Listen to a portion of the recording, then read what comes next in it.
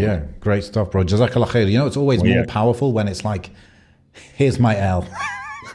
Yeah, it's an L. It's 100%. Listen, doesn't mean though, just to clarify, if I see some kuffs doing some double standard thing on us, I'm calling that out.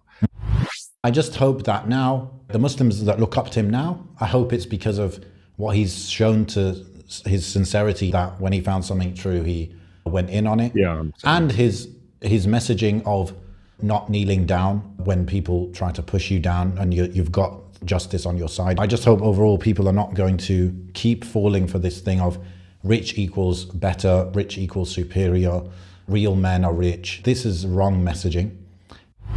You need to realize how much of you as a man is asking your wife to work, and how much of her working is her automatic understanding that something needs to be done here.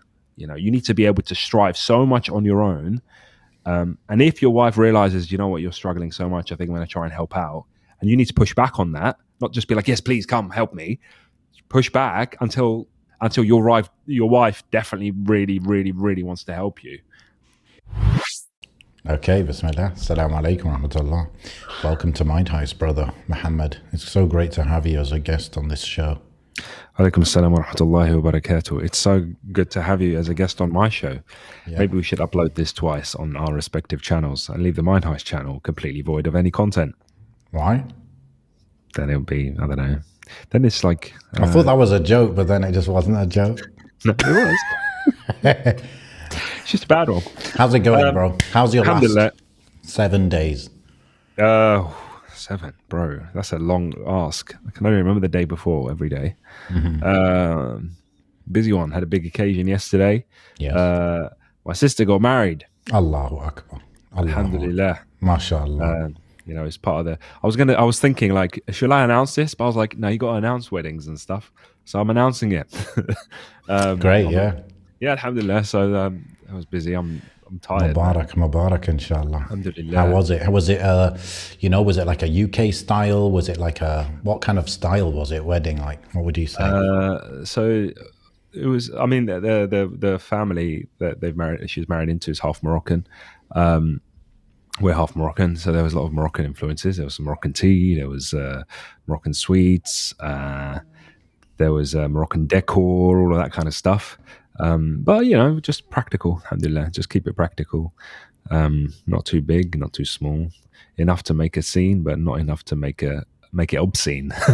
Allah. So, yeah, alhamdulillah. MashaAllah. May Allah bless their marriage, bro. That's exciting. Let me ask you, I don't know how much you want to go into this, bro, but go for it. How do you feel? Because, I mean, it's the first time your sisters got married, isn't it? Like any of your sisters. So how do you feel?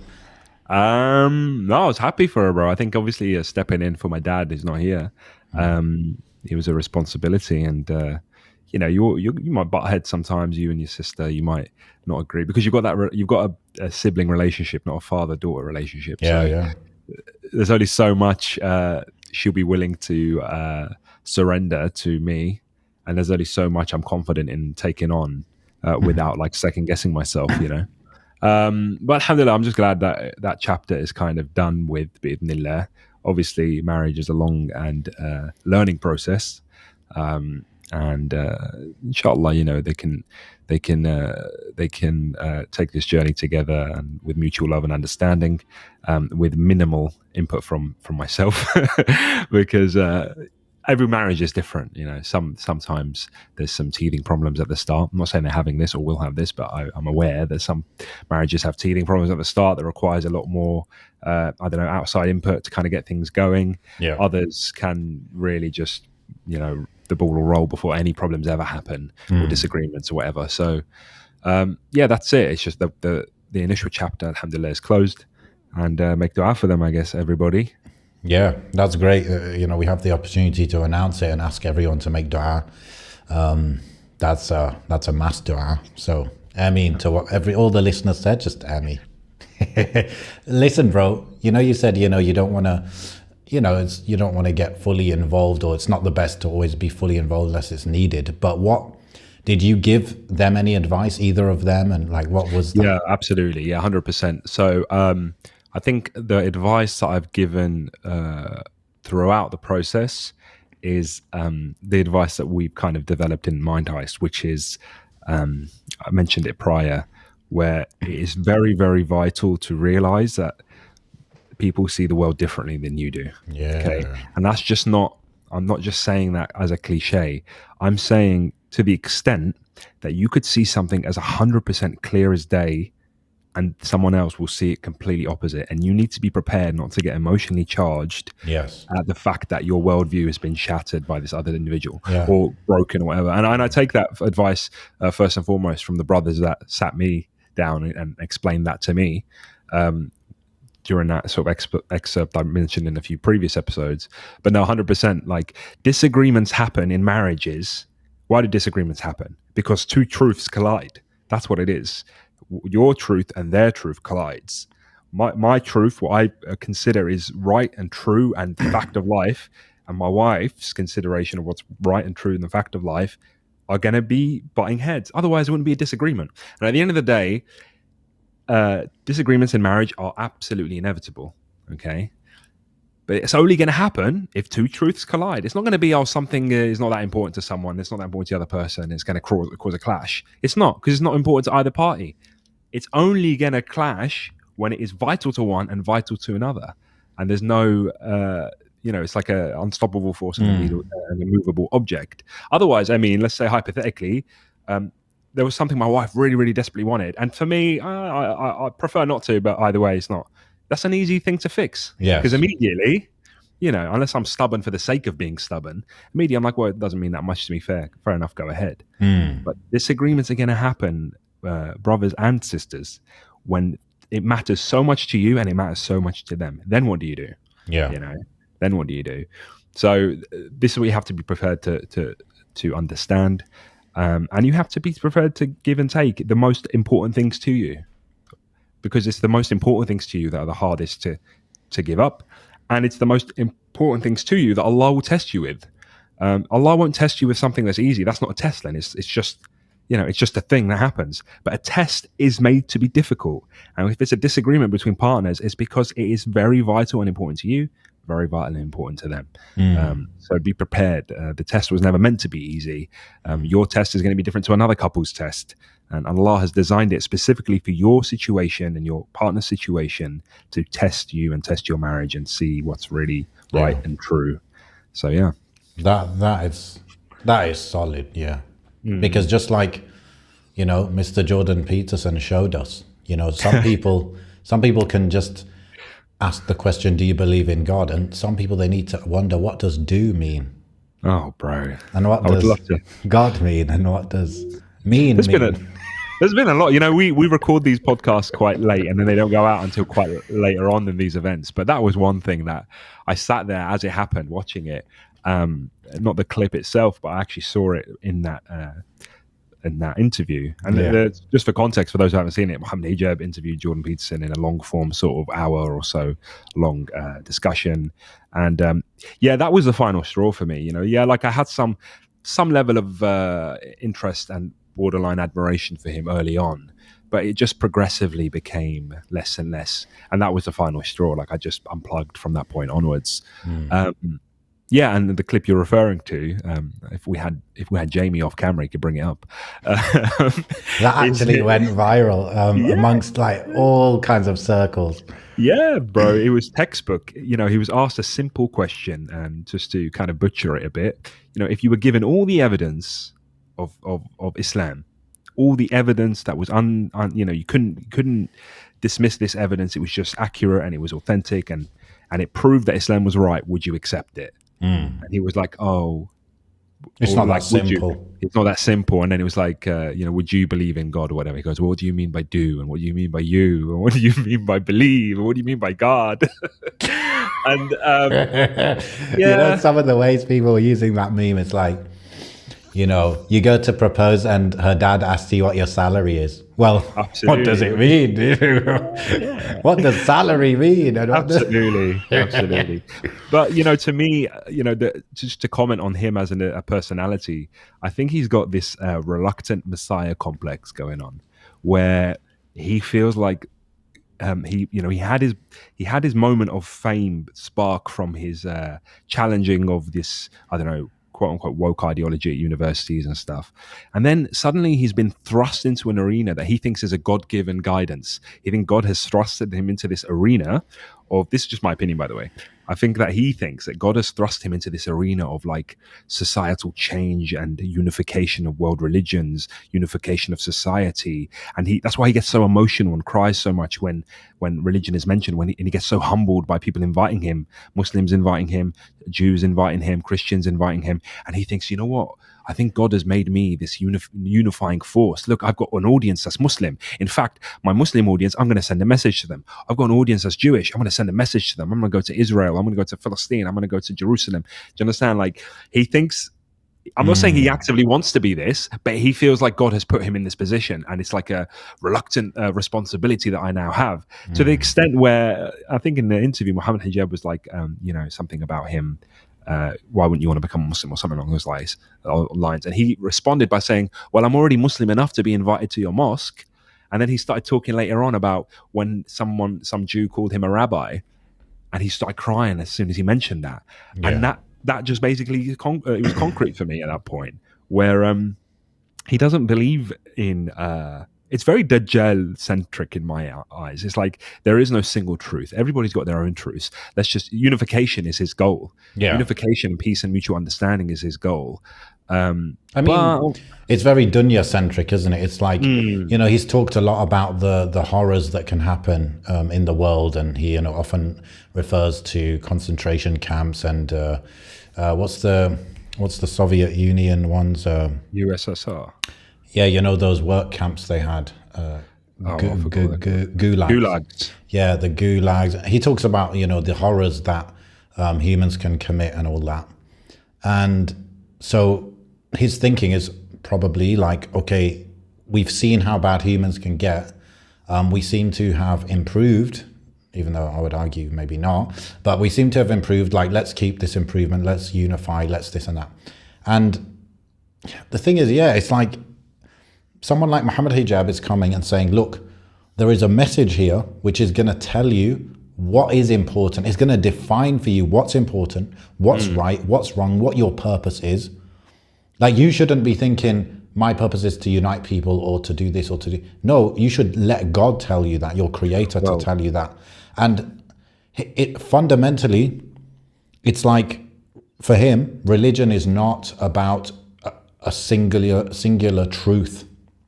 That will yudhiru ala dini kulli, it dominates every other idea and says, no, this is the right thing. This is the truth. So it's kind of like what you're saying. There's no one truth that's going to dominate others and say, no, you're all wrong. He doesn't 100%. Want to accept that. And part of the package of the truth is that there is an akhirah. And the akhirah is more important than the dunya and more important than unity and all of these things. So that's a fundamental thing that he misses so far, at least. That's my issue with pseudo-intellectualism when it comes to this, and philosophy when it comes to this, because what happens is they turn God into an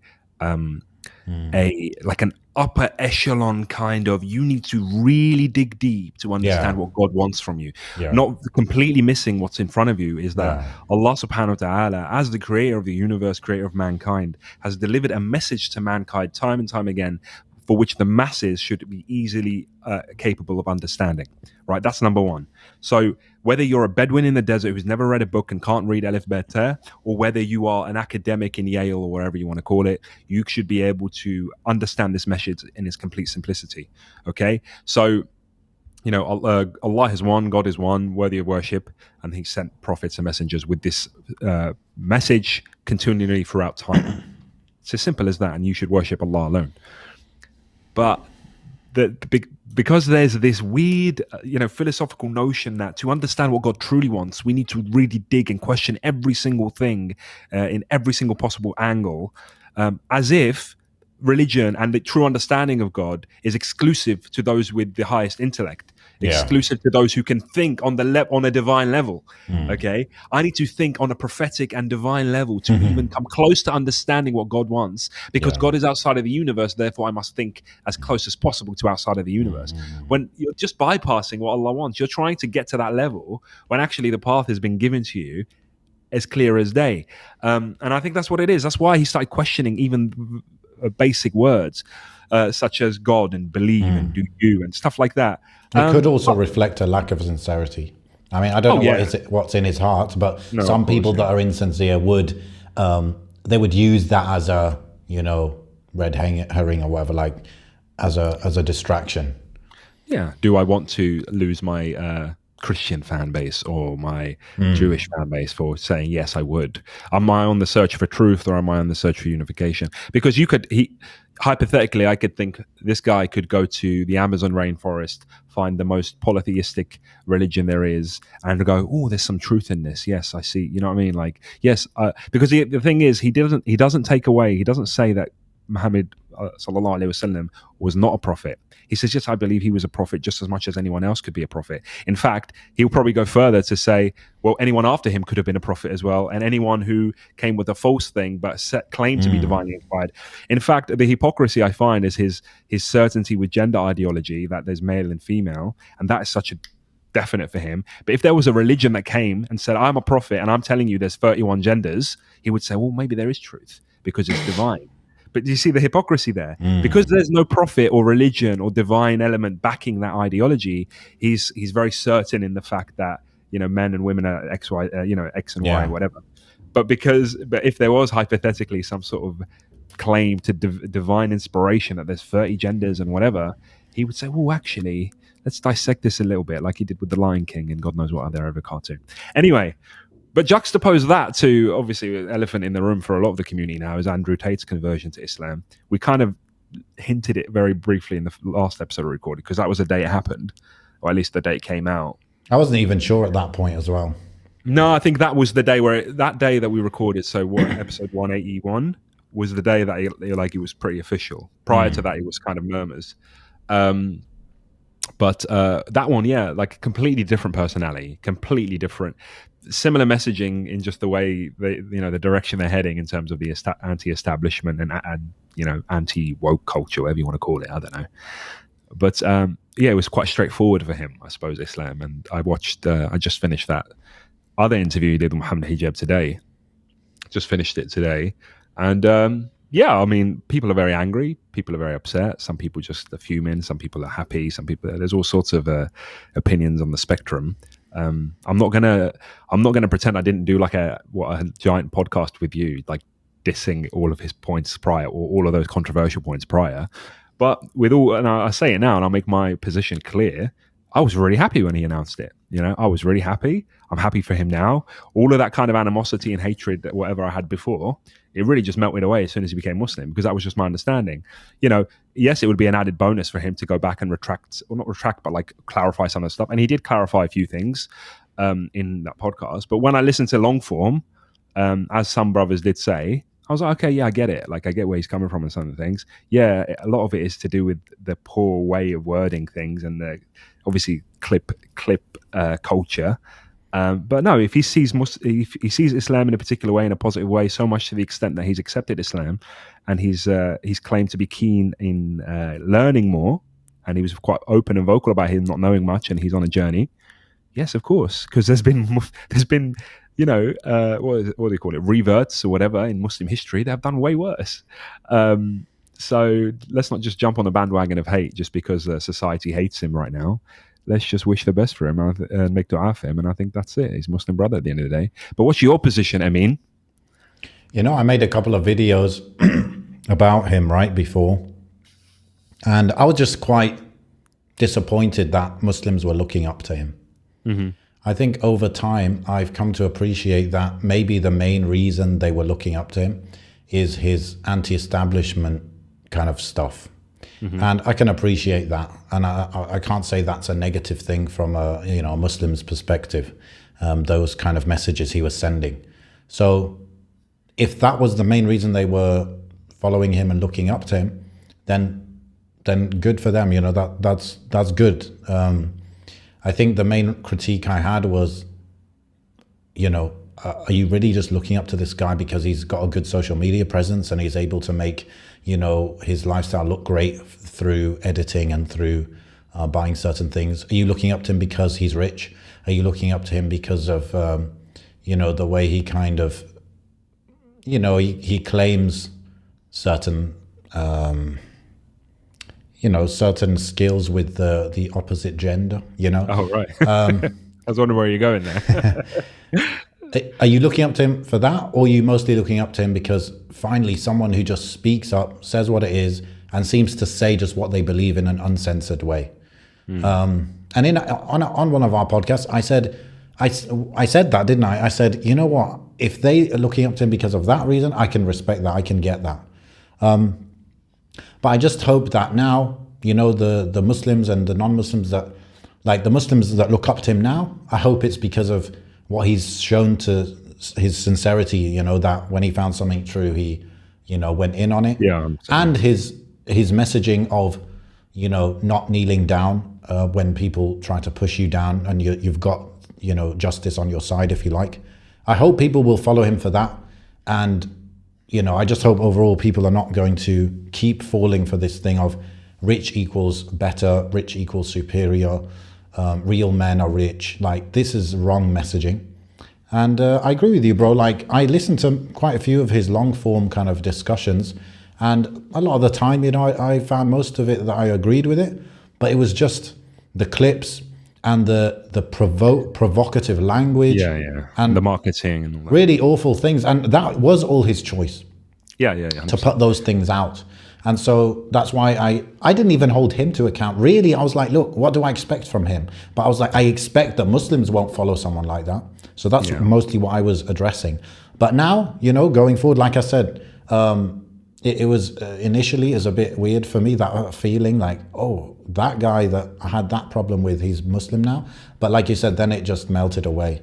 100%. And now he's like my brother. And, you know, we can talk about the previous negative things, but there's that event in his life where he became Muslim, and there's the before that, which people can critique, and there's the after that. And the after that, we have no idea about. Yeah. Even some of the videos I'm seeing on my YouTube, which is like Andrew Tate, this and that in Dubai, I don't know if that video was before he became Muslim or after. Yeah, 100%. So we really don't know.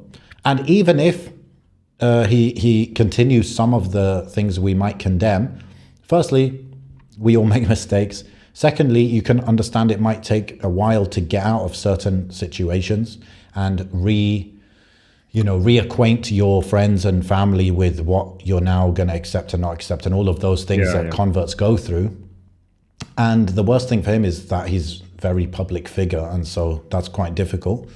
But the truth is, like, you know, we should give him a chance. And I was thinking, you know, would I do the same if it was the most horrendous, you know, woman with the most horrendous past, you know, like some of the most what's that word, you know, degenerate woman who's promoted all sorts of rubbish? Would I feel the same way? And you know, so a few women, maybe not that terrible women, have converted to Islam, and I think I felt like similarly. Maybe I didn't know as much about them, but it was just like, great, you know, that's great, that's amazing, like Allahu Akbar. It just shows Yani the truth, and maybe this will be good for the da'wah and stuff like that. I do feel like the main resistance to Andrew Tate literally is just the feminist worldview that's been pumped out. I think that the shirk amongst feminists, the shirk is not shirk, the shirk is actually what they consider to be misogyny. That is their shirk, that is the thing that can't be forgiven. And that's why they're struggling to accept that he's a Muslim and his slate is clean, and that he may actually get rid of all those bad things and just be a normal Muslim, right, who makes mistakes, but he tries to cover up for them. I think really that's the only difference I can think about, bro. That this idea that you can't have certain thoughts about certain opinions about women or about gender roles or about this and that. You're not allowed. Like, that's the shirk of feminism. Yeah, 100%. 100%. I think, you know what, that reminds me of, like, you know, coming across the Salafi da'wah and coming across the emphasis on Tawheed and stuff. Because when I started practicing, Tawheed was very much Allah is one, okay, that's it, move on to the next topic kind of thing. for me, because on the surface it felt like, well, that's simple. I already know that. Let me move on to the other stuff. Or let me look up jinn stories, or let me look up the Day of Judgment. Like that's what a lot of people that start practicing do, at least. Yeah, well, yeah. Well, each to their own. But no, then when rediscovering the emphasis upon Tawheed at this tender age of what I don't know, my decade of practicing or whatever. It put all of this stuff into perspective, because what ends up happening is you realize, no, shirk is the worst sin. Okay, so that means shirk is worse than rape, shirk is worse than murder, shirk is worse, and the list goes on, right? To the extent then where you have to actually you have to realize then the magnitude of shirk, and realize then how great Allah is, Allahu Akbar, like how great Allah is in comparison to everything that people attribute to associate with him, associate partners. To the extent then, if there's a muwahhid who commits a particular type of sins, and a mushrik that doesn't commit those sins, what is your worldview? Yeah, what is your worldview at that point? So you need to be prepared. You need to be prepared to relinquish what your desires want to tell you.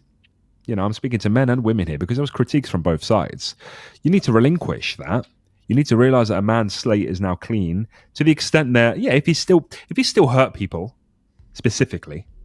I'm not talking about just, I've said something out in the void and someone a million miles away was hurt by it. I'm talking about like specific, like I've caused pain to this specific, or I've robbed from this specific person, or I've cheated this specific person. But your slate with Allah subhanahu wa ta'ala is clean, and you continue to add good deeds onto that by worship. Okay. But then there's specific people, maybe in his private life or whatever. And I'm talking about just any man. I'm not just talking about Andrew Tate here. I'm talking about any man or woman. Yeah, go out of your way and specifically try and rectify that. Go and find that particular person and apologize to them. Give the right back to that person. That's like an extra step to kind of rectify bonds, etc. But people were furious that then this man had now been associated with a religion they hold so dear, to the extent where there were some extreme examples of people saying, well, that's it, I'm leaving now. I'm leaving Islam, because I don't want to be associated with this individual. It just made me think, like, you're saying that because the status quo at the moment and pop culture is telling you to cancel somebody, right? And you want to be the victim all the time. You want to be, we are put by liberal agenda as, Muslims are the victims, are the weak ones. We need to look up for them, and we get lumped in with all the other minorities, minority and trodden on people and whatever. When actually, we don't not all minorities hold hands and sing Kumbaya, right? That's not our religion. But for some people, that is, because they identify more with the minority aspect than they do with the actual religion standing on its own. Yeah. You need to be able to sit in this deen and not consider yourself, a weak, downtrodden minority that requires assistance and the help and the banding together of everyone else. You need to sit in this deen, even if you are a minority, confident that what your deen is better than all of those things that are around you that you've been grouped in. Yeah. Right? And I'm not going to list out what those groups are, but you need to be confident that what you are and what you follow is the divine truth that surpasses all of that man-made ideology nonsense that you've been lumped in with. If you can't do that, then you will always just be a slave to the crowd, a slave to what's popular, a slave to what isn't getting cancelled right now. Victim mentality. 100%.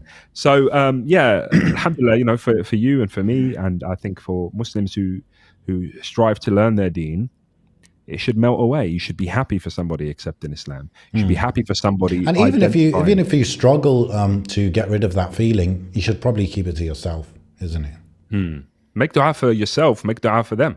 Yeah, that's it. Make dua.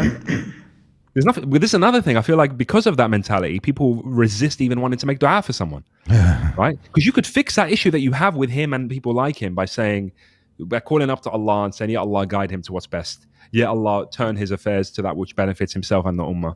Okay, but you feel like doing that is like giving him a free pass or something like that. I wish guidance for all of mankind, and we should always. And this is fundamental, bro. It's fundamental. Why would you not? What's da'wah all about? Da'wah is wanting what Allah has promised for the believers for the rest of mankind, and for yourself as well. And it's not just about people you love, because even the people you hate, you wish for them to accept guidance. Why do we even bother? Yeah. Otherwise, we wouldn't be having this conversation. Yeah. And if you really wanted someone to fix up and change their ways, wouldn't the best avenue for that be via Islam? Of course. Or do you not want them to improve and change? Well, of course. You know, just But- going back to a point came into my mind around Jordan Peterson, is that, you know, the Prophet ﷺ, when he went on that hill and he announced to the Quraysh, you know, the message, basically, like that I don't think it was one of the first times that he went public with the message. And he said, if I told you there was an army behind this hill, you know, would you believe me? And they said, yeah. And then he said to them that I'm the prophet, I'm prophet of Allah. And he warned them of a punishment. And, you know, a lot of the early surahs, they mentioned the punishment. They mentioned the Jannah and Jahannam. Surah Al-Baqarah goes straight into, you know, the punishment for the disbelievers and the munafiqeen and all of these things, right? And you know, Fatiha says, you know, Maliki Yawmiddin, yeah, that there'll be a judgment day, and you know, all of that, and even there's Dalleen, and there's Al-Maghdubi alayhim. There are these people that are in negative places, and I feel like when, you know, maybe part of the logic behind revealing those things, especially at the beginning, is it shocks you into waking up and thinking there is a potential severe punishment in front of me if I don't change my ways, right? And don't you think, like, if it was put to Jordan Peterson like that, I'm not saying he would react differently, but that would be the perfect thing to someone who's trying to philosophize over everything. If you tell him, look, if you die now, you will go to the eternal hellfire.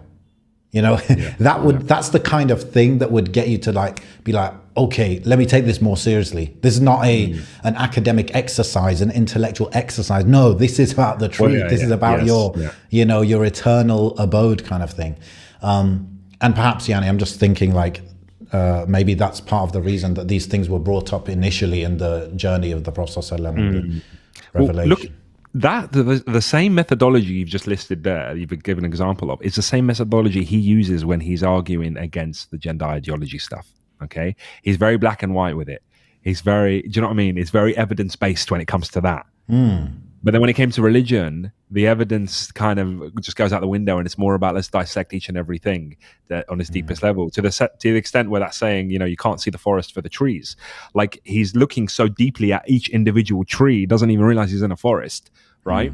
And I think that's true. Like, I think when Muslims have spoken to him, and this isn't to detract from the efforts of any Muslims that have tried to engage with him, I think they've allowed him to lead that the vibe of the conversation into this pseudo intellectual nonsense, really, when actually we're missing the point. Why are we here as Muslims? We're not here to engage with his discourse, to engage with his worldview. We're here to deliver a message, right? And the message needs to be very clear and black and white. And as soon as he starts going to the question, drag him straight back, because you are leading this conversation. You are leading it because Allah subhanahu wa ta'ala has given you a responsibility to lead it. You're not in the king's court and you're playing to his tune and you're the jester and you're trying to provide some sort of entertainment. Oh, look, we're smart too, and we can say these things too, and we can explore these ideas too. Do you know what I mean? That's what it is. Like, we're trying to prove that we're capable as well. Muslims, we're capable of these high level discussions. When actually we're not here to have a high level discussion with you about arbitrary things. We're here to deliver a very clean cut message that has its lineage from the dawn of time, from the dawn of Adam. Yes. Right? I think I want to give props actually to Muhammad Hijab, because although I don't know his intention and his plan for what he did in both of these interviews, I think he carried out he did something very clever, which is he did these interviews, I believe, not necessarily wanting to talk to or convince either of those people. It was more about their audiences. Okay? 100%, yeah. And the really smart thing he did was, it was especially clear. Well, I mean, I didn't actually watch the Jordan Peterson one. I did watch the Andrew Tate one end to end. And if you notice, he does something very clever, which is really good for the non-Muslims listening. Andrew Tate said something, whatever, his opinion on something. Muhammad Hijab's like, oh, you know, there's a hadith that is exactly in line with that. Then Andrew Tate says another opinion. He says, oh, you know, the Quran says that, which is in line with that. So what does the person who looks up to Andrew Tate, what do they leave that conversation thinking? We Andrew realise- Tate, my idol, his thinking is in line with Islam. If my thinking is in line with Andrew Tate, then my thinking is in line with Islam. I should become Muslim. You know, that's clever, bro. Same with Jordan Peterson. I saw he was doing that in some of the clips I saw, that he was bringing in, oh, did you know that the Prophet ﷺ said this? Did you know the Prophet ﷺ predicted this? Did you know the Quran? He's giving da'wah to the audience. He's just using Jordan Peterson as a kind of a mirror to, you know, shoot light off of towards the audience. And so that's really good thing that I think Muhammad Hijab had in mind, is that, look, these people that I'm interviewing, it's not really about them. It's just about reaching their audience. 100%. And to the detractors and the critics and stuff that focus so much on this pseudo fascination with celebrity figures and thinking that, you know, these da'is and these whatever you want to call them are, you know, just loving the attention of these figures and they want to, you know, bootlick and whatever you want to call it. It's never, you're right. It's never been about them. It's about their audience, because that's where the access is. That's where we want to spread the message to people that follow them. There's thousands, millions of people that essentially are going to hear this, and it's about getting. At the end of the day, they're huge figures in the online space in the world, really, right now. And actually, you've just had Islam delivered to all of their audience. Yeah, I think within times, within 2-3. I mean, across Jordan Peterson and Andrew Tate interviews, in the space of 7 days, I think combined they got like 4 million views. Yeah, right? I mean, and that will grow, Yanni. You know, he said it, didn't he? Like Andrew Tate was like the second most searched at one point, and on Google. So imagine someone that big, honestly, on a global scale, just becomes Muslim in a fashion that is very overt, very open, clearly articulated why he became a Muslim, what he respected about Islam, how it is, in his view, the last standing, the last religion, actually.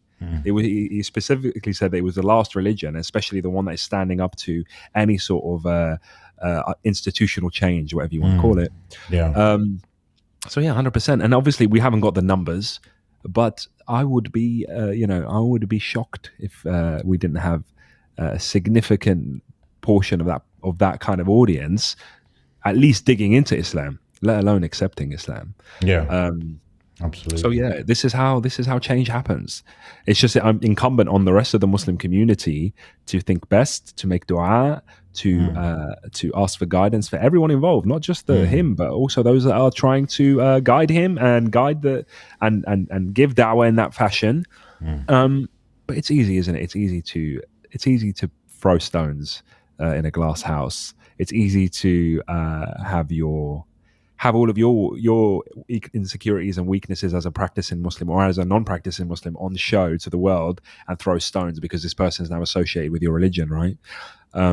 Fix your house first is what I'm saying. There's a lot of people that are complaining and they've got some work to do spiritually as well, and we all do. So let's turn to ourselves. But yeah, didn't think this was going to be part of it. Part of the episode, but I think it was on our chests for a little bit, so worth addressing. Yo, check this out, bro. To change up the topic a little bit. In the UK, I got this. What was that? Oh, one of those. Is that a wallet? Yeah. Oh, one of those yeah. One of those cashless society wallets. It is, bro. It's a New World Order wallet. Signed by, what's that guy's name? Charles Schwab. Something Schwab.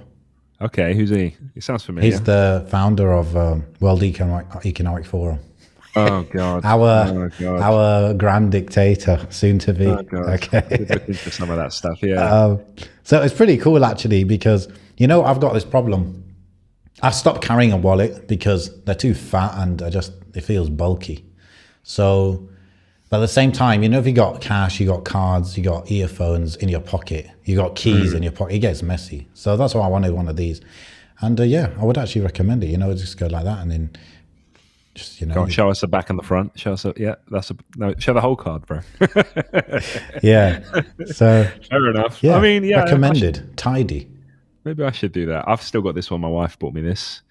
Oh, cool. Right. I love it. Cool. Did you have Game Boy? Like what kind of era were you at in terms of Game Boys? I don't know. I didn't really have. No, I was more of a console gamer until like the Nintendo DS came out. No, I had a Game Boy Advance actually, which is like the third one. Is that the one after Color? Yeah, that's the one after. I had Color. Right. I just had Color. That was like the first game thing I ever had. Played a lot of Pokemon on that. And then I didn't have PlayStation. Then I got a PlayStation 2, like quite a few years after that. Yeah. I only got those two things ever. That's all I got games wise. Fair enough. It's not that I never had one. I just never had it as it came out. I went back and retroactively. Really? Okay. Yeah. Like I got a Game Boy Color not even that long ago, like 10 years ago, and I retroactively went back. It's probably somewhere still here actually. Yeah, I got stuff like that, bro. Trust me. You know me. I'm trying not to though, but here's what it is. What do you do with the wallet? Do you put it in your back pocket? Because that drives me nuts when I sit on it. No. This one, I'm trying to just leave it in your car. If I'm walking, it's in my back pocket. But as soon as I sit down, whatever, I take it out, put it in my left. I've got. But your problem, yes, we're going to talk about it. Is I got those man bag things, and the little one that you put around. That's decent as well. Yeah, but I don't like wearing it as much now. It depends. In the winter, it's fine because I've got a big jacket. I can just put them in my jacket and I don't feel it. In the summer, when it's just t-shirt, you don't want it in your jeans. Yeah, I'll probably wear a bag. But that's me. That's how I roll. You got to move to the cashless society, bro. I don't carry cash, as much as I'd like to. I wish I could. This is how they get us, man. It's like too inconvenient to carry cash. Absolutely, and it's just I don't want to be carrying, because what happens is you get £10 out. And then you spend £7.43, and then you end up with that a few extra pounds that you're just going to spend on nonsense. You're not going to save that up and then go, oh, actually, I need to buy more shopping. Let me just get this bit. No, because you end up. I feel like you end up losing money ever so slowly because it's like a bucket with a hole in the bottom where the small change just kind of goes. Plus, obviously, the benefit of the digital is that it's always there and it's always going to add up. And you can monitor it all. That's what I like. I'm a bit obsessive over monitoring, measuring, like everywhere I spend money, how much I spend on eating out, how much I spend on transport, how much I like that stuff. It's one of those nerdy things that literally I do it for the love of it. Yeah, I'm sure you do. Ridiculous. Yeah. You strike me as one of those. Like there's a functional element to it, but I take it beyond that, I think. No, 100%. If it wasn't for those features, bro, like Monzo was the first bank that I was aware of that kind of did that, and then a lot of other banks followed. And I got Monzo for that reason some years ago, because just being able to see, okay, put my bills, like take away all my bills, how much have I got left to play with? And like that, without that, I don't think I'd be able to manage. I don't know how I would run my household if I didn't know that. I would be consistently stressed out, not knowing what my actual money is for this month, as opposed to. So it has that kind of some sort of built-in. Yeah, Monzo will have like your actual balance, and then just underneath it, it will have what's available for you, minus all the bills that are due to come out this month. Right? Yes. And it will color code it as well. So like it's green, that number will be green if it's you've got a lot to play with, and then it will go yellow if you're like. Actually be careful, and then it'll go red when it's like you're gonna have a bad time. Do you know what I mean? And I don't even, like, my subconscious now doesn't even look at that top big number anymore. It always looks at immediately at what's available. So it takes out just like upcoming bills that it knows are coming. Upcoming bills, right. Direct debits, that kind of thing. What about like, like you can set it up to put like a certain amount into some sort of pot or something. Does it take that into account? Yeah, you can do. Yeah, exactly. Yeah. So anything that you set up yourself, even like they've got like a flex payment thing where you can split up payments for pretty much anything, really. Like interest-free kind of thing. So if you choose 3 months, it's interest-free. But if you do any more than that, there's interest on it. But it will even calculate that as well. So add that on. So let's say you split up a £30 purchase into £10 over 3 months. It will account for that each month. It will, but literally without that tech, I don't know how I would manage. I would have to obviously make a list of all my outgoings every month. So you think you'd like overspend maybe without 100%. realizing? No, 100%. And there is no room for overspending because you don't want to have an overdraft. You don't want to have any of this interest stuff. Yeah, man. You got to dodge the bullets wherever you can. You don't want to owe anyone any money. So you know, and you know, when I get paid, I'm spending more than when it's near the end of the month. Not even because I'm running out of money, but because I know I'm going to have less and less and less because the bills are going to start coming out, etc. So you know, it's when it's payday. You know, take the wife out for some food, and I mean that's what I did at the beginning of this month. I say like I do that all the time, but when you got kids and stuff, bro, it's like, okay, when can we do this? Let's have a look. But alhamdulillah, we move, bro. That's what motivates us to strive more and improve and seek a rizq. Because if I was comfortable, I would just be. Just comfortable. Have a little Game Boy money. Game Boy money. Actually, you know, speaking of bills, I didn't get an electricity bill for like 10 months, bro. Yeah. Nice. Like months just went by and I'm like, actually, sometimes they were sending me the bill because they send you it like digitally and then they send you a piece of paper one as well, right? Yeah. The piece of paper one just blank. Every month just blank, nice. blank. I'm like, look, they know I exist. Like, I don't seem to owe them money, right? They're still sending me the paper thing, but it's just blank. So I'm like, cool, I don't know. Let's see what happens with this. But today they sent me one big bill. They said, oh, we've noticed. Yeah. Nice. I mean, alhamdulillah, you know, in Turkey it's pretty low, but I thought that might happen, to be honest. So fair. Yeah. So be it. So be it. Actually, they said that they're not like charging me for all those months. They just said we took your average and just like times it by whatever months. Right. Well, alhamdulillah, you know. That's another thing as well. Like people find it easy to kind of cheat systems in a way. Or if the system forgets, then they think they've kind of dodged the bullet. But it will always come back. These guys don't miss. They'll come back for their money. Right? I remember seeing one of like some woman she had like a missed payment back in 1993, and it caught up to her recently. And she just didn't have the money to pay it. You know, I had something like that happen to me once, and I know it's gonna hurt me because I held on to that money for a while, and I just until I couldn't hold on to it anymore. And I chased them up. Like, I feel like you've overpaid me. I feel like you've overpaid me. They ignored that correspondence. I called them up. They said, "Don't worry, it will sort itself out." They ignored that.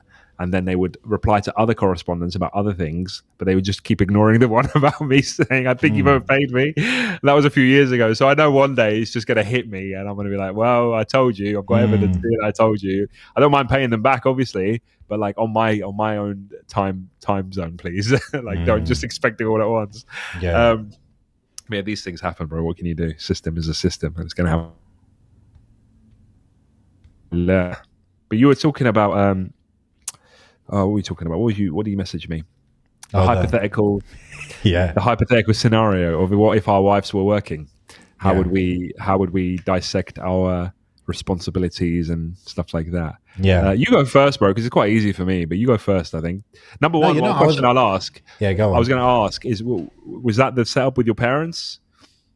Like they were both working? There were a few years where my mum was working, but that was just like. Whatever she made, she just kept it. Like it wasn't out of need, financial need, yani. Right. So just I think something to do, maybe some like keep her busy, something like that. Yeah. Well, there you go. Kind of a bit of a chill one. So I think she just kept all of that. What about you? For most of my childhood, both my parents were working fully. Same job as well, working together until when I was when we'd moved to Tunisia. My mum had really bad incident with her back and had surgery on her back, and it just put her out of work since. So throughout from maybe I don't know around 9, 10 onwards till today, my mum hasn't been able to work, and obviously my dad was always working since. So I'm very aware of the two dynamics. I'm aware of what it was like when my parents were both working, specifically the same job, and also aware of having a mum that's always at home and my dad always being out. So yeah, I kind of comfortable answering the question because of that. You know, that video I sent you, right, kind of accompanying this, is basically Islamic finance guru, the founder Ibrahim. He made a video. It's like with his wife, and they're discussing how they bought a house by age 30, right? Right. And I was watching and I was thinking, yo, I cannot relate to none of this. Really? Because like three kind of, I guess, three aspects of it.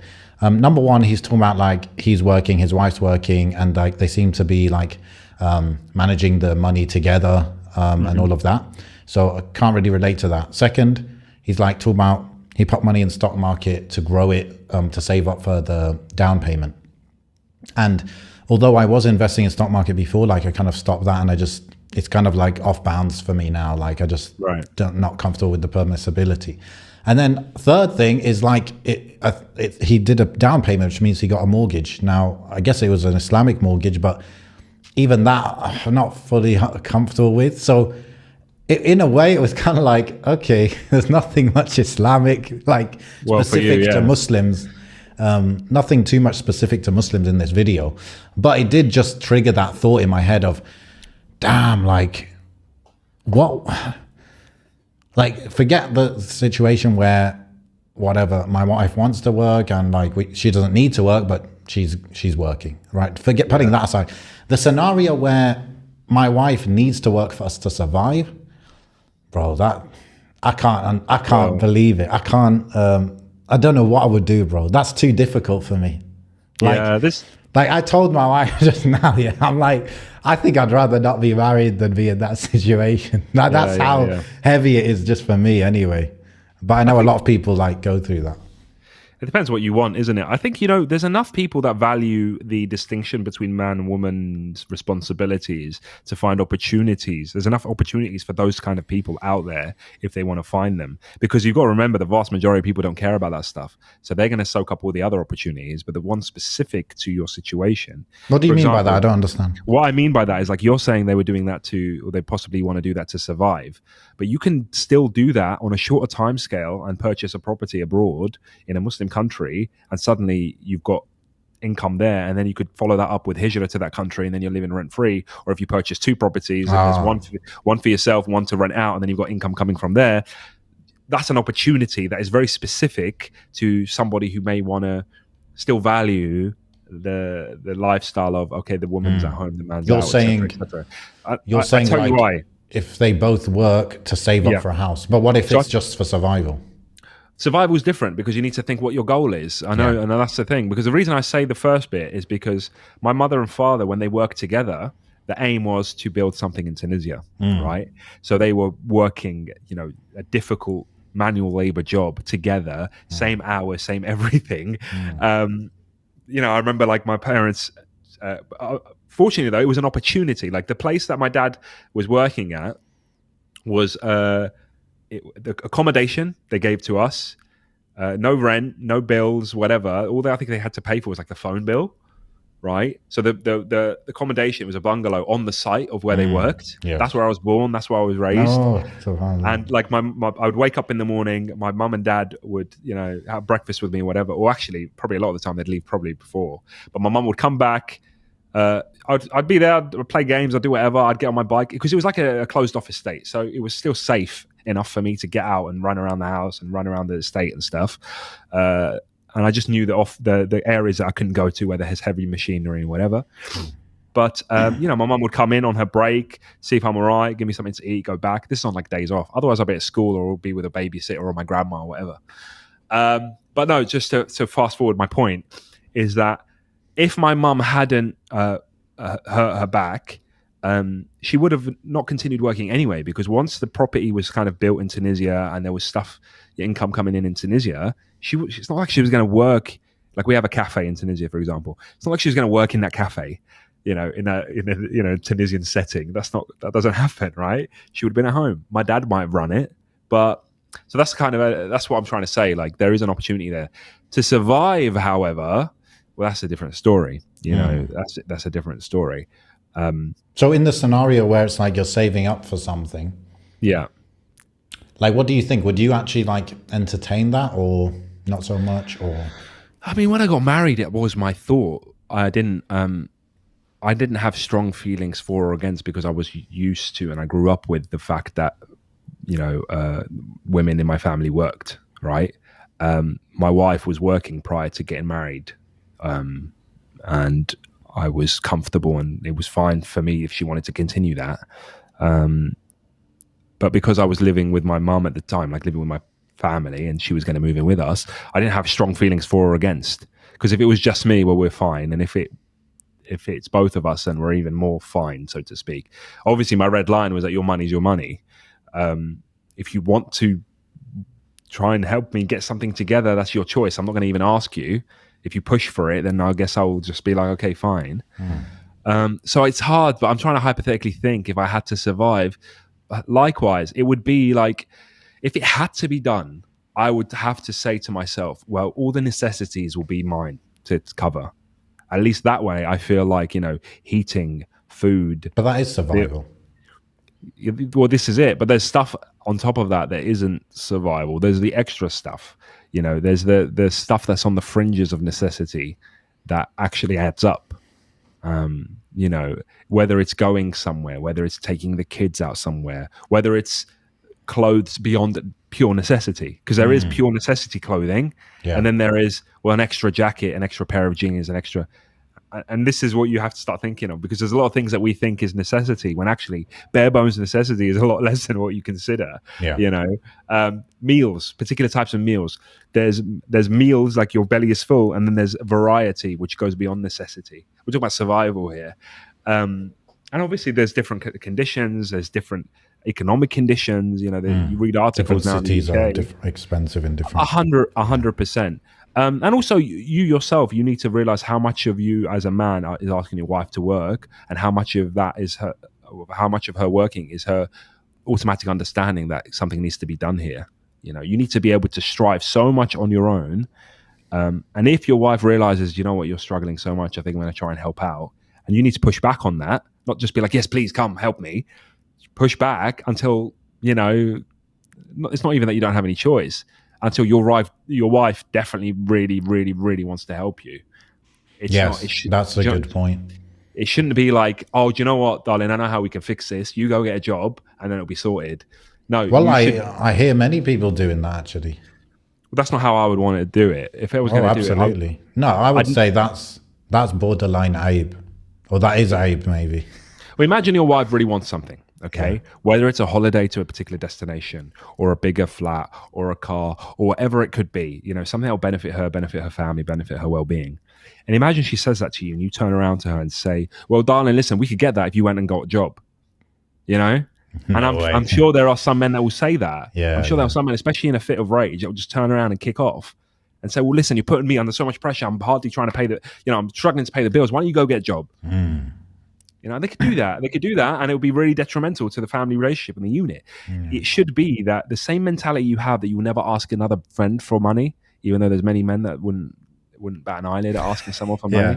Heck, I get it in my DMs every single day. In my DMs, you get people from all sorts of places that will, I don't know where they're from, but they're anonymous accounts, and they'll be asking for something. So there's that mentality where people have no, I don't want to call it shame. I don't know what you want to call it. No. I don't know. They're comfortable asking. There's the same way you should be with your spouse, even more so. More so.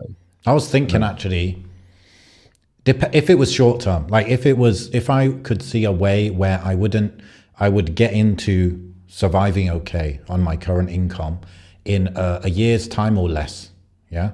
If I could see a way that could happen, or it was likely to happen, I think I would prefer just like borrowing, right? If it was like, £100, £200, £300 a month that I need just to,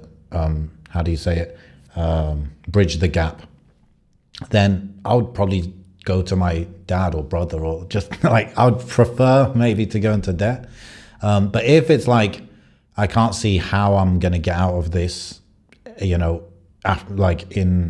even after a year, then, you got to swallow the bullet. I think for men, it depends where that strain is coming from, because if you're married to someone who's patient, who understands the situation, and it doesn't matter if they've got moments of weakness or moments of desiring certain material things or whatever, as long as the norm is that there's patience, mutual understanding, listen, I get what situation we're in, blah, blah, blah, blah, blah, and also makes autonomous decisions themselves to save money here and there and whatever. That's beautiful. Well, you mean like a decent human being? Yeah, well, but no, but listen, there's differences in people's kind of understanding Upbringing and all that. Yeah, yeah, that's true. 100%. What they're used to. And, yeah, that's it. I don't want to make my wife's head bigger than it is, but alhamdulillah, I've been blessed with a patient wife that understands the situation, that understands maybe some of the economic climate at the time, that will make decisions on her own about purchases, even though that's not what I've told her. And I will reprimand her sometimes and be like, "We didn't need to get that one. You could have got the more expensive one, whatever." And she'll be like, "No, I was just thinking of you. I don't want to spend all your money." Yeah. There'll be times where I give her my card. She'll go to the shop, she'll come back. And I get the notification on my phone how much she spent. And I'm like, she comes back, I'm like, "Did you get the other thing though?" And she's like, "Oh, no, I didn't want to spend all your money." I was like, "No, I need you to, I want you to get the other thing." But that versus what the alternative is. As a man, I think a lot of women are like that, bro. Like, I think a man wouldn't be like that if he was in that situation. Maybe. Yeah. But there's some, look, I've heard stories, obviously. I've heard stories, I'm mixed with a lot of guys, and I've heard stories where it's the opposite, where there's a lot of pressure. Because I think men can handle the pressure that comes from the outside. Like, oh, look, he's got a Lambo and he's got this and he's got that. That's something, and you can aspire to be that, but it's not like this pressure that's weighing down on you. Yeah. Right? You can switch your phone off, or you can turn that channel and you don't have to look at that anymore. But when that pressure's coming from within the house, okay, and your wife is constantly going, "Well, look, so-and-so just got what this. What colour's your Bugatti? What colour's your Bugatti?" But also... Bro, imagine you wake up and your wife's there. She's like, "What colour's your Bugatti?" 100%. Where's my Bugatti? 100%. There's that. That's the more malicious kind of pressure. Yeah, but there's that's also bad, there is a genuine pressure sometimes with kids. Kids are innocent and you can't help it. Yeah. My kid this morning discovered Nintendo Land, right? Which is like this theme park in Japan. Oh. And I literally brought up the map, or the world map, the Earth, and I tried to show him where Japan is. And we're like scrolling on the Earth so we get to Japan. And then you brought up Skyscanner. Yeah. I told him, Suleiman, I said, "Listen, Japan is very, very far away, which means I need lots and lots of money." He goes, "Well, why can't you do because I do workshops sometimes for, income or whatever." He goes, "Why can't you do a workshop and get some money?" I said, "Well, that means Daddy needs to do lots and lots of workshops." And then he goes, "Well, do one." 26 workshops. Obviously, he's like, "Go and do one." He was like, "Go and do one now. I want to go to Japan today." Whoa, okay. So I was trying to explain to him, and then he goes, "Oh, do you know what I'm going to do one day? I'm going to go to the pilot on the plane. I'm going to give him money, and he's going to take us to Japan." Rashwa.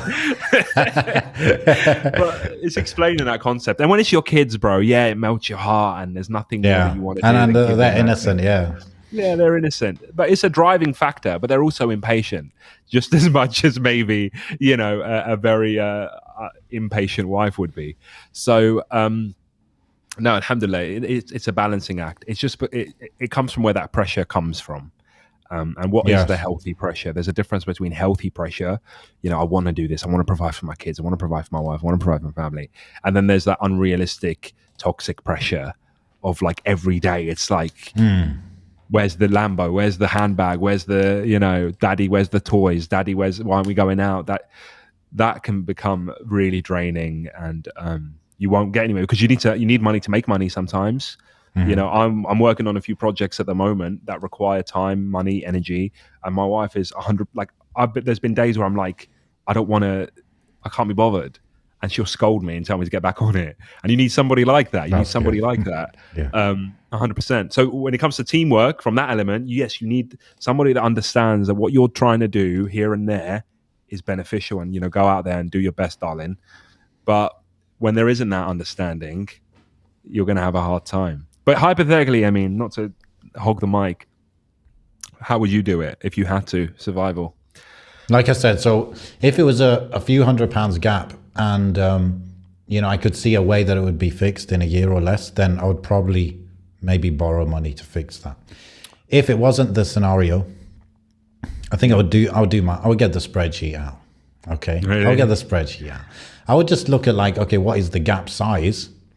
And then I'd just try and work out the, I would try and work out what is the gap size, and then like what kind of, because I think it could be plugged with part-time stuff, right? It could even be sorted out with stuff from home or whatever. So, I mean, I kind of know about a lot of this stuff because I've been like in this whole business, remote internet world for a while. So maybe I think actually it would be possible to find something if the gap was a few £100 every month. You know, I think you could plug that through something that's purely done Yeah. online at home. Yeah, 100%. Yeah. Yeah, so I think that would be the way to go. And obviously, if it's part time, you know, because of course, like your wife doesn't want to be away from the kids all day, or like, you know, doesn't want to be going out all the time. You don't want her going out all the time, being having to go out and all that, having to take transport and commute. That's dead, bro. No So, thanks. so obviously online would be best, and you got to find the type of thing that would pay like a high rate per hour. I think it's. Let me just look up this word. Yeah, phlebotomist. What is a phlebotomist? Sounds like plants. Ah, yes, exactly. So it's the process of making a puncture in a vein, usually in the arm, to draw blood, right? So apparently this is, I just seen it on some kind of random like YouTube short or something where it's basically a high paying job that you can start after just like a short course, and you get paid like a decent amount. So Right. this is it's not online, of course, this kind of job, but you know, something like that, you know what I mean? Like something that might pay 30, 40 pounds an hour, but and you only need to do like a short course to be qualified to do it. I think there are some hacks like that you can find, you know. So that could be a way as well if the whole online thing, there were no opportunities there. Yeah, I think that's what I would do. And then obviously you would need a plan of, you know, how am I going to up my income? Or, you know, of course that would include as well dua. It might include qiyam al-layl. It might include istighfar and these things as well. They contribute to your income as well. So that's my thinking. 100%. Did I miss anything? I think that was quite detailed. Yeah, 100%. I think, I fell into the assumption that it's going to be the whole hog, so to speak, when you want your wife to work. But no, the first and foremost, it doesn't have to be full time. You know, let's start small, and also it doesn't have to be out in the big bad wide world. If that's what she prefers, especially, and there are opportunities like that to plug those holes, and also the cutting back of certain things. And as a man, you have to be the first point of cutback. 100%. Like I really think, like, because it is your money at the end of the day, your responsibility. So what point of that? Like, you should be living selflessly for them in that regard. That's the most admirable trait. Like, how many admirable family men you look up to and think, yeah, he gave everything for his family, right? That's admirable. Yeah. You know, if I jumped in front of a bullet for my family, you'd think, yeah, that's admirable. So likewise, what am I spending money on that I could cut back on? You know, when I'm out on my own during my work life setting, I'm out working. Am I buying those, I don't know, £4 sandwiches or whatever, lattes, you know, while my kids are at home eating beans? Like, well, let me cut that out. Let me take something, like make something at home, etc. And stuff like that, and get familiar with the kitchen as well. Let me think what I could cut out, because I might not be able to cut anything. Let me think. Should we pull up our bank accounts? Now, I know my finances pretty well, right? So what do I even spend that's like just on me? Like, because, okay, I might go and get a coffee now and then, but it's not going to add up to much. It's going to be like a 10, 20 pound a month difference if I cut back on coffee. Sometimes it's just your decisions on where you're purchasing necessities from as well. Like, you need to shop around. You know, I know, like, I've got a Co-op next to me, and that's just the bane of my existence. It's the most expensive supermarket brand, I think, one at the moment. I thought Co-op is the cheapest. No. I read a thread about it recently on Reddit, and they were going on about how expensive it is compared to others. And I was just like, yeah, I'm feeling it. But the thing is, they're very, at least where I live, they are very practical, close by, you know, compared to other options. But yeah, think about it, bro. I mean, it's mostly food related stuff, I think. All I can think of is, I think where I live, everything's expensive compared to other parts of Istanbul, right? This is what people tell me. So I could, for example, instead of going to the market, I could, instead of going supermarket, I could go market. But look, bro, like, let me just, to give a real details to it, right? Let's say I spend about, I think it's, about £200 a month on groceries. I could cut that back by 20%, right? And what's that? What's 20% of 200? That's £40, right? I'm gonna say £40. Like that's not worth doing. What else could I It's do? very. Why is this? Monzo's got this thing where it categorizes Yeah, your your expenses. spending. Yeah. I'm just looking at it because some of them have been categorized wrong. But you said what, 200 on groceries, bro? I spent way more than that on groceries. Oh my god! But the mad thing is, yeah, I spent that even when I was living in London. But okay, Oh, really? I was Yeah, single at yeah. that time. Okay, so take that into Yeah. account. But this is the thing. That's what I'm saying. I don't know what I could cut back on because I'm quite frugal. The things like, for example, like we spend a bit of money to run this podcast. That might have to go. For example, what else might have to go? Probably like Audible, maybe something like these kind of these Oh, are yeah, extras. yeah. These are extras, and these are just for me kind of thing. I did I just got a laptop a month or two ago. That was a big chunk of money, but the only way I justify that is I'm like this is the money maker. This is this is the bad is boy. worth it, Yanni. So it's very justifiable. And now I've spent that, so that's gone, right? You just need to fast, bro. Stop eating. Yeah, And then the extra portion that you would have eaten, give that to your kids, give that to your wife, and we're good to go. But with such low spend on groceries, it's like, Dude, it won't make much you know difference. what? Thing is, I don't know about your kids, bro, but my sons, oh my god, they're hungry all the time. They have 3 or 4 breakfasts, and if you look at him, Mashallah. honestly, if you look at him, bro, he has got he's bellyless. Like, I don't understand it. He's got the physique of an athlete. I mean, he hasn't developed the muscles yet, but like, there's no like He body must be fat on him. active, mashallah. Yeah, he's obviously running around all the time. He's got a high metabolism and stuff. But subhanallah, like, they'll wake up earlier than me. I'm the last to wake up, generally speaking. I want to improve that. But bro, I wake up periodically throughout the morning. Like, I'm up, I hear them, and I go back to bed. I'm up, I hear them. Well, every time I'm up, bro, I'm hungry. I want to eat. I'm hungry. I want to eat. Bro, I'll tell you My the wife is secret, just- yeah. Go on. When I was in London and I ran out of money for the month, okay, I'd just eat porridge. This is it. You get porridge, bro. We do the porridge, and we think, okay, that's the porridge. Done. There were days I ate porridge for dinner. I think subhanallah. I think most of it is because of this new flat. Is like, I'm not going to show you, but obviously it's open plan, so the kitchen's right there. Yeah. And I think it's just always in their line of sight. So there's always these triggers for food. There's always, they can just look and they think food right there. That's what I want, right? They see what we put away as well, because traditionally in the old kitchen days, like they don't need to walk off to the kitchen, because before they even get to the kitchen, I'm going to call them back. Why are you going to the kitchen for? You can't go to the kitchen on your own. Window shopping. They wouldn't be able to window shop because they wouldn't see what's there. However, if they're here, honestly, they could be at the dinner table drawing, which they like to do a lot, or in the sofa over there playing whatever. I will go and make a coffee, so I have to open that cupboard to get the coffee out. As soon as I open the cupboard, they've just seen everything that's in there. Gone, bro. I want this. I want that. I want this. So this is a problem. This really is a problem. And I did today, because I made dinner today, right?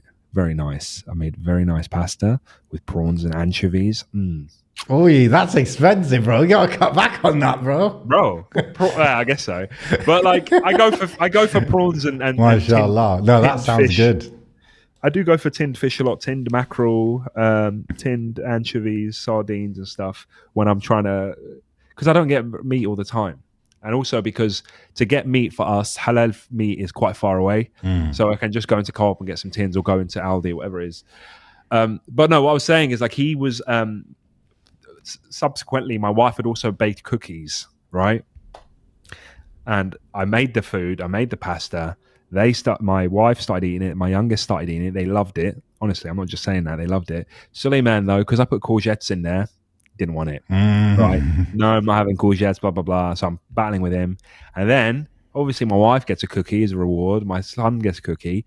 My little one gets a cookie as a reward. Suleiman desperately wants a cookie. It's not happening. I said, it's not happening. As much of the food One you eat, one cookie. Well, this is it. And we were going back and forth. And at the end, yes, he had a lot of his food. It took like 3 hours battle. And then he had some of the cookie. But then I made an intention. I'm not buying snacks no more. We're not getting no crisps in the house. We're not getting no chocolate bars in the house. We're not getting any of that in the house. Because number one, I don't want it. I don't want it in my house, because then it's a temptation for me as well. Yeah. And as hard as it is at the start, I want to get rid of that. My wife already bakes a lot of goods like that anyway. She's always baking cakes and baking pastries and baking all sorts of stuff. That's just what she loves to do. and she's very, very good at doing that. And I know for a fact she is, because I can, bottom half of my body is not shown right now. But yeah, there's already enough of that going on anyway. So I just don't want any of that excuse in the house anymore, and I want to wean my kids off of that kind of stuff, because yes, wrongfully so, I've slipped into that raising them, because I grew up on that, and that was something like, I loved it when my parents bought that stuff, and I wanted to do the same for my kids. But it's about knowing the benefit and the positives. And I know this is a discussion about money, but that is also to do with money. It's to get your kids used to eating food that's made, getting full on the food that is made, because the snacks deplete very quickly. They're usually a bit more expensive, and they deplete a lot quicker.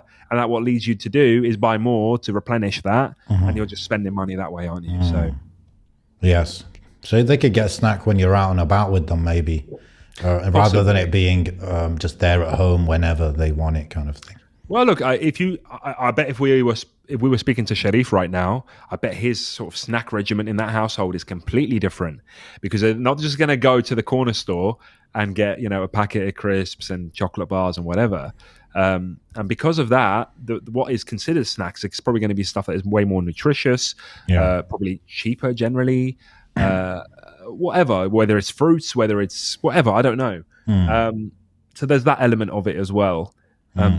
As kids grow, you start learning these things, I suppose, and I think for yourself, you're going to have your own learning journey when it comes to that kind of dietary stuff. Depends where you live as well. Like, is that stuff accessible to you? Can you easily get it? Is it easier to get that than it is to get other stuff? Yeah. And the rest. I thought of you, bro. Yesterday, my son was sitting there eating. What was he eating? It's like on his plate, he had almonds and tomatoes and cucumber and cheese, something like that. I'm like, yes, let me tell Mohammed about this. Oh yeah, that sounds like you got some absolute genius child growing there. Allah Mubarak. He's gonna be like one of those snobby types that like knows all the different types of nuts and the different cheeses and all of that. Absolutely. Because I won't tell him that's a nut. I'll tell him that's an almond. I won't tell him that's cheese. I'll tell him that's mozzarella. So he'll learn it all, innit? He learns whatever 100%. You tell them, innit? So I've learned some stuff you've got to disguise for kids. Like, so he was complaining about the courgettes because I cut them obviously a bit too chunky that he noticed them. Oh. He had no idea. He was eating anchovies, bro. if he saw them anchovies, he would have been like, no, I'm not having that. But bro, I was like finally slicing them. So they're in there. He just doesn't know they're in there. But yeah, so you just got to know with kids, it's a bit of a game you got to play to try. And I feel for the mothers out there, because my wife complains about it all the time. I remember my mum used to complain about it, and I'm sure all the mothers complain about it. Like, I don't know what to cook today because the kids are, this kid's not going to have this and this kid's not going to have that. And I just want to try and eliminate that as soon as possible, because that is really, it is difficult when it comes to trying to, from a financial perspective, trying to think. You want to have some level of variety so they're not getting sick of the same food all the time. But also, the bigger your family grows, the more preferences people have. The less preferences, the better. Yes. Because then you can... I remember in my house, like when we were all older, at one point we had like 3 different types of milk. I'm like, this is ridiculous. This is ridiculous. Yeah. SubhanAllah. I can imagine. No, it's got to be done. And that's something that you as a head of a household had to align if you're really thinking about money, because kids don't know. Kids don't know what, cutting corners is like, and cutting back on spending is. They don't know any of that. They just think money comes from work and your wallet is infinite. And, I went to get, I got him a burger recently, and he was just like, Dad, do you have money for this? And I was like, yeah. He goes, show me your wallet. So I showed him. He goes, Dad, you got no money in here. I was like, but it's on my card. He goes, oh. And then he started thinking maybe the card is just infinite money. And I'm like, no. And he's trying to explain these concepts to him. Cheat code unlocked. Cheat code unlocked, baby. Put that code. I remember those days, right, bro. You're like, X, square, R1. Oh, bro. Honestly. So, yeah, it'd be interesting to see what our demographic is like on Mind Heist, because we delve into this parenthood stuff quite a lot. But hey, we're in our pre-30s, 30s, that kind of era. This is what you're here for. This is the content you want to listen for. And for those that are too young for it, just let it sink in, because you're gonna get it one day, inshallah. You're going to be thankful that Uncle Mohammed and Uncle Amin showed you the ropes. Absolutely. Yeah, man. Is there anything else around this topic? Like, I just, like I said, I found it quite alien to, there was a video I came across. It was interesting, actually. This guy's quite cool, actually. I follow his YouTube channel. He's like a business guy, and he was talking about how he's fully in, he fully advocates to get prenups. Like, everyone should get a prenup, being a prenuptial agreement. And that could be anything, I think, right? It's not just like, oh, if we divorce, then this. It's many things. It's any kind of agreement. I don't think it even has to be financial. But it's, in relation to your marriage, right? And obviously non-Muslims do this because they might lack certain guidelines that Muslims already have from Islam. Oh, absolutely. But he was talking about, him and his wife. He's like, from day one, he's very rich, by the way. He's like $200-300 million net worth. He's like, I like the idea that, we've got my money, we've got her money, and we've got our money. And like, if she wants to, buy a fancy purse for her friend, she can do that from her money, and it's not going to bother me. And if we collectively want to, get a gift for so-and-so, we can do it from our money. And it's all very clear, and it's all like, and he's like, and he started talking about certain examples. I think it was someone like Marilyn Monroe or someone, one of these kind of people, like famous people, and they married someone who's quite rich. They had an agreement where it's like, because, I think the default in the West is like, if you get divorced, then you split the assets 50. Equally or something. Yeah. Right? So one of these actresses and some rich businessman that she married, they had some agreement where it's like, for every year we're married, I will give you X amount of money if we were to get divorced, right? So it's based on how long they were married, for example. I thought that was interesting because, I don't fully understand the where the concept of 50-50 splitting assets comes from. But if it was from the idea that the woman is, because she's married and the man has enough to cover all the expenses, she's not working. But if she was not married, she would be working. And so you could, I guess they say, like, she's forfeiting her her earning because she's married. And therefore, if we were to get divorced, she should get money because she was forfeiting it because she was married. Right. So based on, if that's the idea, then it's interesting, like they did that thing where every year you're married to this guy, he's going to give you X amount if you get divorced. Another one, this was weird. It's like, for every child you have with the guy, if you were to get divorced, he's going to give you X amount as well. So there are these interesting agreements anyway. But, this is the world that the non-Muslims are in when it comes to this. It's very messy. Well, I suppose even some Muslims are in it because, That's true as well. That is the way. What can I say? Yeah, that stuff gets messy, bro. This is why, bro, you just got, you first and foremost, you need to get your head straight in terms of following Islam, knowing what your life is about, knowing what the path you want to take in life is about, and also finding somebody on that path as well. And don't mess about with anything other than that, because it's just going to end up with a world of hurt later on. You need to find somebody that values the commands of Allah more than you forever, so that whenever there's a disagreement, you can both turn to the commands of Allah and realize, okay, well, I can't argue with this. Yeah, I don't know, prenups and it's a fitna, for a woman 100%. To be married in the West and to know that if I go down the Taghut law route, I can get 50%. If if they were getting especially divorced. And they'll add on top That's of that. Divorce doesn't happen out of thin air a lot of the time. It happens because somebody's messed up or fed up or whatever it is. A lot of the time it could be because someone's messed up, and because they've messed up and hurt you, or you've hurt them, or whatever it is, well, they think, I want to add some riba onto that. I want to add some interest onto that because you hurt me, emotional pain, so I am going to take some of your stuff away, and I am going to, you understand, more than what I'm owed or whatever it is. I get that. I get that fitna. What do you think? This could be sensitive, but if you're married in accordance to the UK law, that can always, happen, innit? And I was just thinking to myself, because I'm not married in the UK in that sense, what would I do, bro? Like, I didn't know when I was getting married about this stuff, but I haven't even thought about it. Yeah, I was just thinking, if I was to get married today in the UK, or let's say somebody I know, they're getting married, they're in the UK, and they ask me like, what would you do? Like, what do you think I should do? Should I, go Well, I ahead don't with know. the normal thing? There was like something like my tax code. I am married in the UK, like in terms of UK law and stuff. Yeah. There's like tax differences as well. Like because my wife's not working and I am, I take some of her tax relief as well. Like you can change your tax code so that her allowance that she would have had, some of that goes to you. So I pay less tax, or I've got more before I can earn more before I get taxed, or whatever it is. So stuff like that in the short term. But yeah, what you're talking about, I've never really thought about it. Like I said in previous episode about marriage, I was like, the D word doesn't really come up in my thought process because I will do everything in my ability to prevent that from happening. Yeah. But you're only honestly, one half of the equation. Of course, 100%.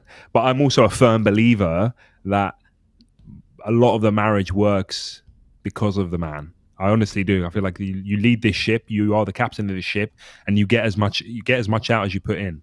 Because whoever she married at the start, that's who you need to remind yourself of who you are. Like you are a particular person when you got married. Whether that's emotionally, whether that's in terms of the attention you give your wife, whether that's the effort that you put in, and you will get as much out as you put in. And I think that's really key.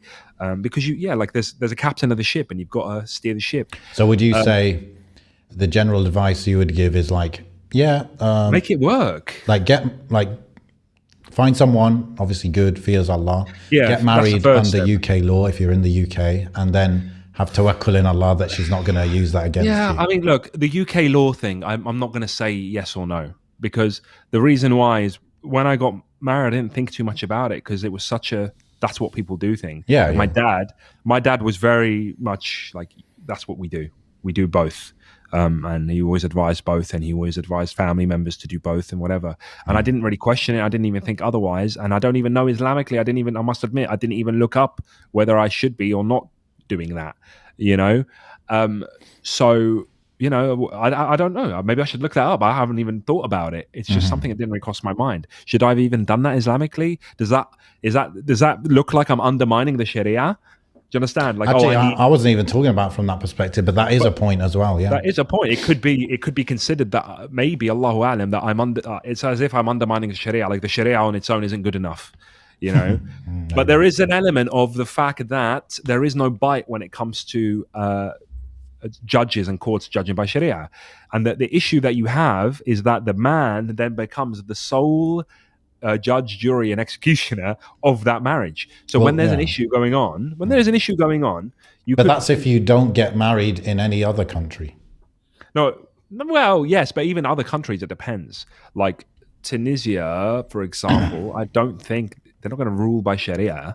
They're going to have their own system, predominantly anyway, that will deal with disputes and stuff. But not to get into specifics, just let's say in the UK, you get married in the UK and it's just Sharia based. And I'm not knocking that. Of course, I'm not knocking that.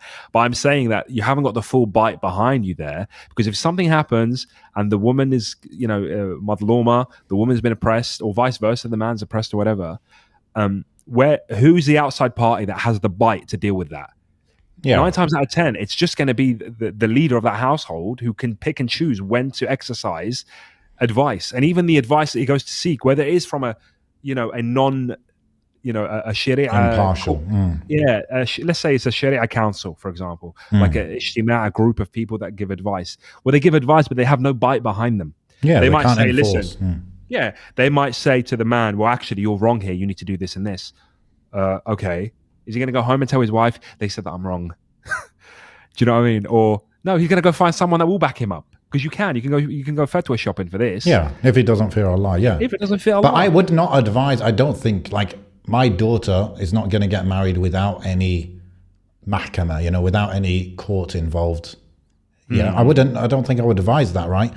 Because basically, if you're married under UK law, as a man, you're vulnerable. If you get married with no law per se, then as a woman, you're vulnerable. Yeah, 100%. Yeah. So that's why I'm thinking, like, obviously the alternative is to get married in a Muslim country where, the there is the law there, and the law will be closer to the Sharia, you know. But the question is, let's say you get married in whatever, Tunisia, and then you're living in the UK. I don't know, you can't enforce stuff on people living in the UK. You have to be in Tunisia. And you can't prove it. It's a bit complicated, yeah. I'm ignorant, obviously, to legislations and rules and laws in Muslim countries, generally speaking. You know, like, for example, we say Tunisia as an example, but I know Tunisia, when somebody dies, inheritance is very much according to the Sharia by law. Yeah. You know, but one would assume, you know, with the post-colonial mindset, oh no, they probably follow some weird French thing. Do you know what I mean? Like, that's what I understand is that a lot of Muslim countries, the family law is still Sharia, and the rest has been corrupted. But then, even then, some countries, they even are getting rid of that, or they've got rid of that. So Allah knows best. Allah knows best. At the end of the day, you know, you do what you can, and you fear Allah to the best of your ability. And like I'll reiterate what I said. You need to try and make it work. And as a man, like, because there is a lot of men that just sit back, get lackadaisicals about that relationship between husband and wife, and expect it to just run itself. And the effort you put in at the beginning to try and get the wife in the first place is going to be effort that you want to carry on. And look, I know, I'm not saying I'm perfect. I slack as well. I know 100%. You know I'm not the same man I was when I first married my wife, but it's always what I'm striving for. I'm always striving to. I mean, your hairline's definitely changed, bro. No, bro, I don't think it. Whoa. Sensitive. Okay. No need to start, bro. No, I don't mind, bro. If I go bald, let me shave it. I don't think I'm going bald. I might be. I don't know. No, I don't think. You got a nice fresh haircut, mashallah. Alhamdulillah. Well, you know, wedding seasons and that. Anyway, bro, it's been a lovely chat. Yes. Actually, I just got an idea. Ask me that question after this. I just got an idea. Of course, it's actually obvious. You can get married as long as what we assume that it's fine to get married in the UK under UK law. You get married under UK law and you just have a prenup, which is according to the Sharia. Boom. There you go. Life just go to a sheikh and just say, look, I want a prenup. It has to be in accordance with Sharia, yani. So that to force both of us to follow the Sharia and to have people that will judge between us if there's any issue. And boom, that's probably a good idea. But you can imagine the guy, you know, say this guy's like 26, he's been trying to get married since he's 21, and he just wants to get married, and then he's thinking, damn, I'm going to tell this girl or tell her dad, like, I want a prenup. And he'd probably be like, no, look, I'll take the vulnerability. 100%. Some of these questions are not really what I want to end with. Okay. So we'll do a couple freshly grounded questions. What motivates you to get out of bed every morning? I don't know. To-do list. Pray Fajr. Got to pray Fajr before sunrise. Got to pray Fajr. 100%. 100%. I mean, you know, I'm not knocking these questions, Faisal. Okay. I'm not knocking these questions. What's your answer to that? Me? I've got stuff to do, bro. I've got a lot to do. I'm going to feel awful as well when it's like midday and I haven't even done anything that I've had to do. Do you think I find it hard to empathize? Do you think I find it? You don't think I find it hard to empathize? Wait, let me think about it, bro. Don't rush me. Do you? Maybe I'm all emotion. I got emotion. I don't think you find it hard. Yeah, I don't think you find it hard. I think I actively try to. You know, wallah, I actually try to.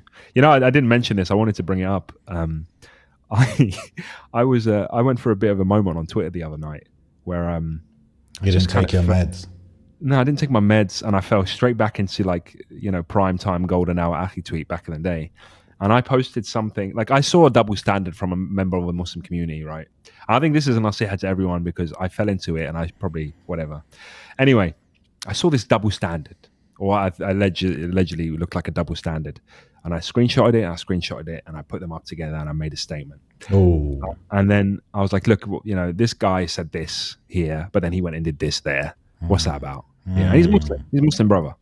Did you show his name or no? I tagged him. I'm doing it. I'm not doing behind his back. Like I tagged him. I tagged all the relevant parties. And then, like, it was all right for a little bit. No one really cared. And then it just started getting traction. Then it started getting traction. And it started going viral. And then other pages started taking it. And then, like, at one point, it was like 50,000 impressions and counting. and it started keeping me up because people were replying. Loads of people loads of people calling it out. You know how double standards, people love to call out a double standard, whether it's Israel and Palestine or whether it's, do you know what I mean, media and all this stuff. Anyway, I can imagine it. 100%. And then like sitting there, and then like every now and again you get one person saying like, or like, fear Allah with this or whatever it is, whatever.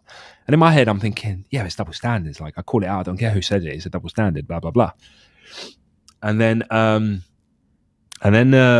some other page like took the same thing, took the same picture. I know it sounds really pathetic, but they retweeted it, and then they undid their retweet, then took the pictures and did it themselves, and then it started getting traction on their page, right? And I was just like, well, this is just clout now. We're just playing with clout, right? And then one person, and then I just sat on, and then I realized, like, going back to this, do you find it hard to empathize?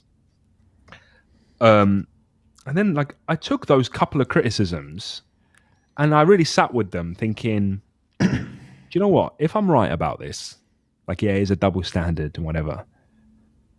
What have I achieved? I've just achieved some retweets.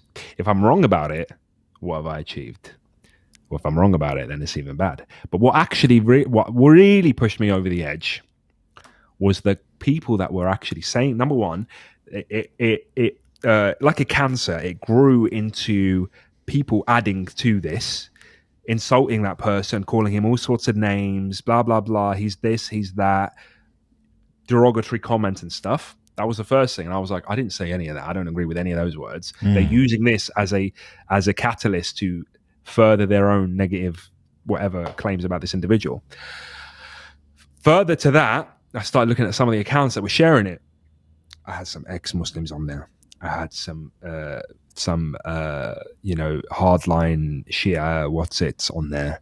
I had some pronoun Muslims on there, liberal Muslims on there, and people with rainbow flags in their bio and just fueling, giving them, handing out ammo. Yeah. And I was just realized, bro, and this is a mine I say to everyone, because at that point I was like, nah, deleted the whole thing. I deleted it, and then I went to the other page that took it from me, told them to delete it as well, and they did, alhamdulillah. And I realized, like, this is essentially on a small scale what the West did to the Muslims, where they made them fight each other in front of an audience of non-Muslims who were just lapping it up. So there was like, we were calling out each other's faults, calling out each other's issues in a platform that, if it was just exclusive Muslim platform, well, that's one thing. But this is Twitter, and this is social media, and this is the internet, where anyone and everyone can see it. And suddenly you might have someone who is Muslim, or someone who's thinking to become Muslim, or someone who has some interest in Islam, that sees this as like, oh, they're all at each other's throats. What's this about? There's no unity here. And all that kind of stuff. And I've created ammunition for the enemy, so to speak, in a lot of ways. And I just felt like crap, bro, to be honest. I was like, why did I do that? That was ridiculous. That was bad. Even though before it became viral, I didn't even think about it. I was like, that's a double standard. That's not right. Call that out. You know, that's not very realizing mature of you and sensible. But I'm calling it out in front of the whole world. And you're not just calling it out in front of the Muslim community. And it goes the same with YouTube stuff. It goes the same with YouTube reactions. It goes the same with, this day so-and-so did this. You just showed you might have to cut that out. Good job with that live streaming. You might have to cut that out for the audio listeners. I mean, just brought up his whole bank statement on there. We'll cut that out. Don't forget to cut that out, bro. All that Mind Heist money we're making is on display. To be honest, I didn't even, by the way, just for your own thing, I didn't even see anything. I just saw numbers. I don't know what that means. Fine. I mean, I saw like 2 figures, bro. 2 figures. You got £20. None of it's actually accurate. And it's all in liras. So. Anyway, but yeah, look, essentially, that was my thing. Like, yeah, we do it all the time. We put stuff on YouTube. We react to different people. Even in this podcast, we will react to other Muslims. And we might, by some degree, not that our intention, we want that, we might by some degree disparage some Muslims or disparage some decisions that Muslims have made. And actually not realizing that this is for everyone. Everyone can listen to this. It's not a closed-off community. We're not sitting in the masjid in a circle trying to better each other. We are putting our dirty laundry out there. And actually, we need to show the world that we're united, show the world that there's some unification there. and that we are an impenetrable fortress. We aim to be. We don't want to create ammunition for the enemy that will use it against us over stuff that is very trivial at the end of the day as well. So I deleted it, and this is, it was already public anyway, but this is also another public. Makes you wonder, like countless tweets that people put out there, and they don't get traction, and so they just leave it, right? But it could also be damaging, right? But there's pages now, Akhi, that didn't exist before. And there's pages on Twitter, and obviously I don't think you're on it as much as I probably am. But there's pages now that are like loud bins posting their L's, yani their mistakes. So it'll be a page dedicated to just that kind of stuff, posting Muslim girls saying stupid stuff. Okay, wow. and that's just one. By the way, is this loud bin thing still a thing? I don't know. Maybe I'm using it as an example, but there's that kind of thing. There'll be one like that. There'll be like liberal Muslims posting their L's. There'll be Sufis posting their L's, Salafis posting their L's. That's a theme now. That's a theme of a page now. So imagine your entire page, and you could have 25,000 followers, you could have 30,000, 50,000. Your entire dedicated time on Twitter is just calling out other people's mistakes in front of an audience that isn't always exclusively Muslim. Because when you look at who shares that stuff, you look at the Salafis posting their L's, for example, right? And at the end of the day, is a Salafi closer to you than an ex-Muslim? But then look at who's retweeting that stuff and who's sharing that stuff and who's quoting that stuff. You're going to find all sorts of kuffar in there, all sorts of, because you're giving them the ammunition they're looking for. Yes. You're giving them the ammunition they're looking for. Wow. So, and all that for clout. Oh, bro. This segment maybe needs to be clipped up with your bank statement taken out of it and also posted up, because I think it's valuable. I think it's valuable for where we are at in the Muslim community now, that we just forget. Bro, we're in this bubble. Bro. We're in a bubble of like your videos on so-and-so. I'm not trying to call you out here, but your videos on this or reacting to that, whatever, we have to be mindful. It's not just Muslims that are going to find that. It's also the non-Muslim that might find that. Yeah. It's also the person who has something against, someone's doing their research on Muslims. It's like, let me see what the best person to find, enemy. When you go to battle and you want to research, you're going to try and get someone from that community, from your enemy. Yeah. To find dirt about them, right? Yes. Yeah. And it might not even be like you go into the enemy territory with a disguise on, right? And you want to find out about this particular individual. Yeah. You go and sit with his best friend. We go sit with his neighbor, and he's the one who's going to tell you everything. Yeah, and if the neighbor and the friend is divulging information voluntarily, then you're just giving ammunition for nothing. Out of the airwaves, bro. It's crazy, bro. For clout. Yeah, that's it. Yeah, 100%. I was aware of that. What the hell would that give you, bro? Dunya or akhirah? What would it even give you? That's exactly what I tweeted. I came out and literally said I became the very thing I swore to destroy, which is a clout chaser.